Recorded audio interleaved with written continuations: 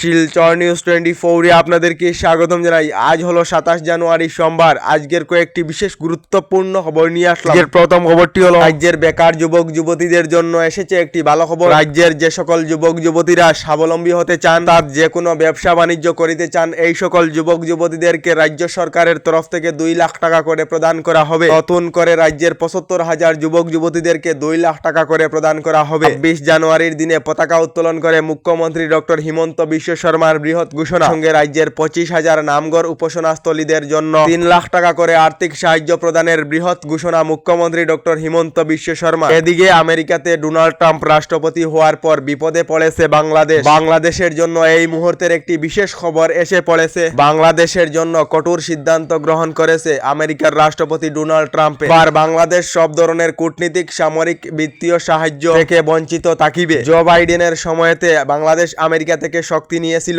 এবার ডোনাল্ড ট্রাম্পের তরফ থেকে কঠোর সিদ্ধান্ত গ্রহণ করা হয়েছে। এবার থেকে সকল ধরনের কূটনীতিক, সামরিক, বিত্তীয় সাহায্য থেকে বঞ্চিত থাকিবে বাংলাদেশ বলে খবর এসেছে। এদিকে দেশের কোটি কোটি কৃষক সকলদের জন্য এসেছে একটি ভালো খবর। সকল কৃষকেরা পিএম কিষাণ সম্মান নিধি যোজনার অধীনে রয়েছে। এই সকল কৃষকেরা ফেব্রুয়ারি মাসের 24 তারিখে পিএম কিষাণের 19 নম্বর কিস্তির টাকা লাভ করিবেন বলে কেন্দ্রীয় সরকার থেকে জানানো হয়েছে। আগামী 24 ফেব্রুয়ারি তারিখে পিএম কিষাণের 19 নম্বর কিস্তির টাকা প্রকাশ করা হবে বলে জানানো হয়েছে। এদিকে রিক্সা চালিয়ে একটি একটি করে 9টি বিদ্যালয় নির্মাণ, সঙ্গে নিজের 36 বিঘা মাটির মধ্যে 32 বিঘা দান। গণতন্ত্র দিবসের দিনে দিল্লিতে পাতারকান্দির রিক্সা চালক আহমেদ আলীকে বিশেষ সম্মান প্রদান করা হয়েছে বলে খবর এসেছে।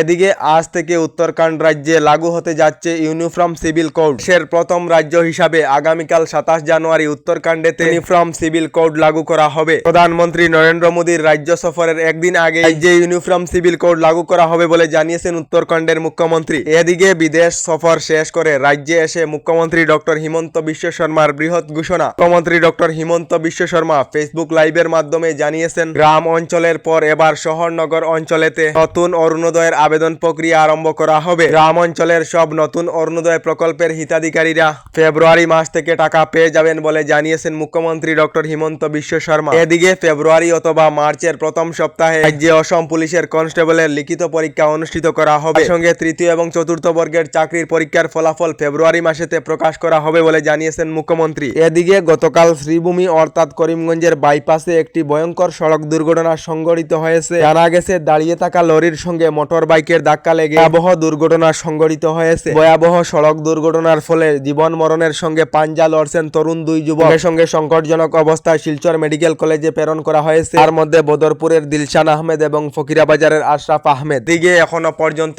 সরকারি গড় লাভ না করা সকলদের জন্য এসেছে একটি জরুরি খবর। রাজ্যের যে সকল লোকেদের সরকারি গড়ের তালিকায় নাম রয়েছে অথবা যে সকল লোকেদের জিওট্যাগ সম্পূর্ণ হয়েছে, শীঘ্রই সরকারি গড় লাভ করিবেন। নতুন করে রাজ্যের 3,88,000 লোকেরা লাভ করিবেন সরকারি গড়। সরকারি গড় লাভ করিতে হলে এবার বাধ্যতামূলক করা হয়েছে এবিপিএস। যার ফলে এবার থেকে আপনারা সরকারি গড়ের টাকা লাভ করিতে হলে ব্যাংক অ্যাকাউন্ট জমা দিতে হবে না। এটির মাধ্যমে আপনাদের ব্যাংক অ্যাকাউন্টেতে সরকারি গড়ের টাকা ঢুকবে। এখনো পর্যন্ত যদি আপনারা ডিবিডি অ্যাকাউন্ট বানাননি, ওই ডিবিডি অ্যাকাউন্ট বানানোর জন্য জানানো হয়েছে। এদিকে রাজ্যের লাখ লাখ মহিলাদের জন্য এসেছে একটি ভালো খবর।